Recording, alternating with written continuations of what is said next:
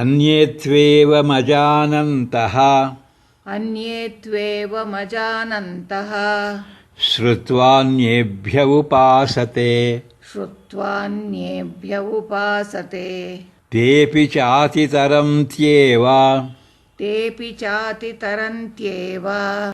मृत्युं श्रुतिपरायणाः मृत्युं श्रुतिपरायणाः अन्येत्वेवमजानन्तः श्रुत्वान्येभ्य उपासते तेऽपि चातितरन्त्येव मृत्युं श्रुतिपरायणाः अन्येत्वेवमजानन्तः श्रुत्वान्येभ्य उपासते तेऽपि चातितरन्त्येव मृत्युं श्रुतिपरायणाः.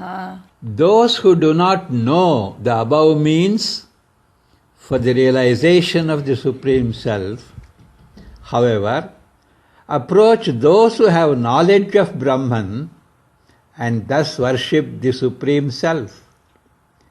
They too, by eagerly listening to their teachings, overcome the cycle of birth and death.